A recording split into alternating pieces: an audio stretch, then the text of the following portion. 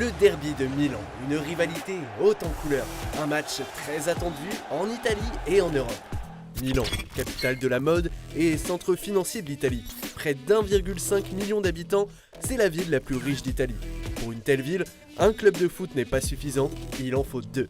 D'un côté, le Milan AC, les Rossoneri, et de l'autre, l'Inter Milan, les Nerazzurri. Deux clubs qui ont fait l'histoire du football italien et européen.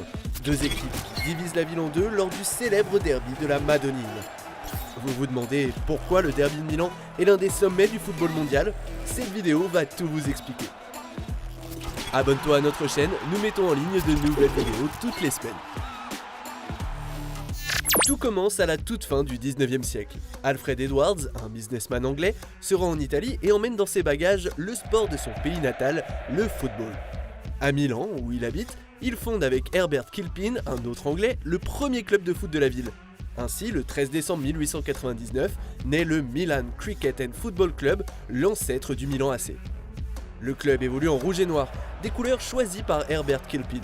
Le rouge pour rappeler le feu du diable, mascotte du club, le noir pour inspirer la peur chez les adversaires. Mais en 1908, la Fédération italienne de football interdit les joueurs étrangers dans le championnat. Le Milan Cricket and Football Club se plie à cette règle.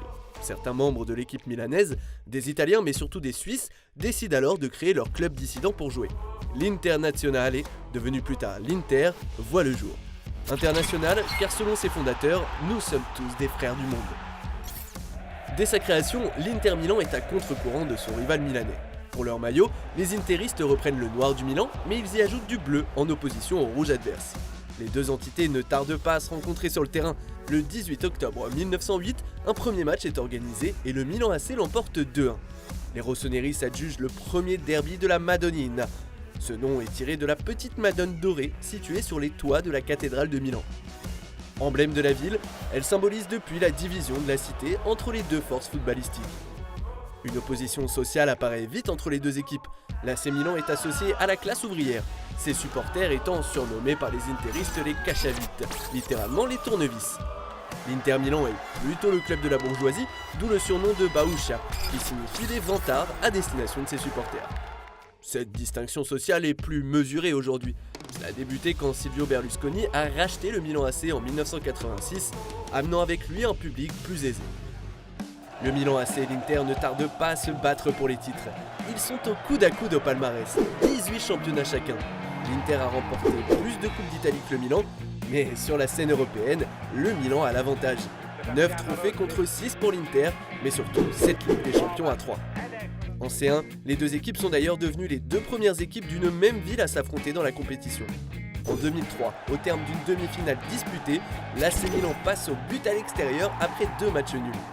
Rageant pour l'Inter, sachant que les 2 matchs se sont joués dans le même stade, mais surtout que la bande à Maldini soulève la coupe aux grandes oreilles. En 2005, en quart de finale, le Milan AC prend de nouveau le dessus. Le match retour s'achève sur un lancer de fumigène des supporters interistes que Dida aura vu de trop près.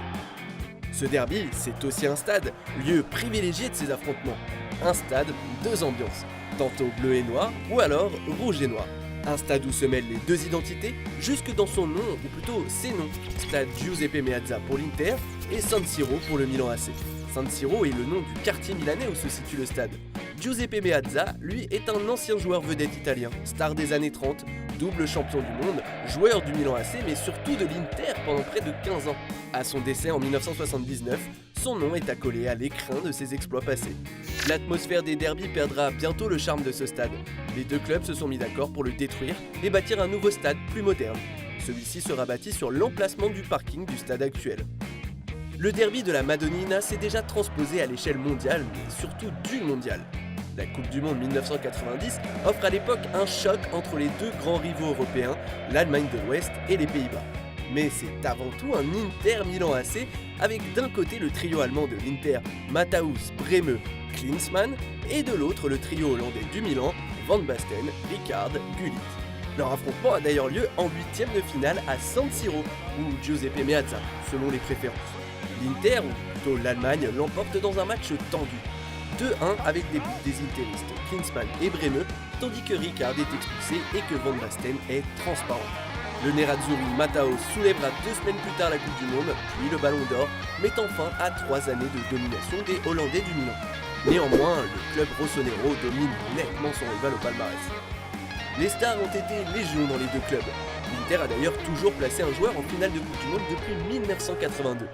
Plusieurs joueurs se sont laissés tenter par les deux formations, comme Andrea Pirlo ou encore Roberto Baggio. Bien que leurs matchs soient souvent brutaux, les tifosi des deux camps entretiennent une relation pacifique. Les deux équipes sont en reconstruction et rêvent de se battre à nouveau pour le Scudetto. Car même si la Juventus domine depuis presque 10 ans, le derby de la Madonnina reste un rendez-vous incontournable en Serie A. On espère que tu auras appris plein de choses sur une des rivalités les plus légendaires du ballon rond. On a encore plein de vidéos en réserve, donc n'hésite pas à t'abonner si tu veux découvrir d'autres histoires passionnantes sur le foot. Dis-nous en commentaire quel derby tu aimerais que l'on t'explique dans une prochaine vidéo. Allez, ciao tout le monde!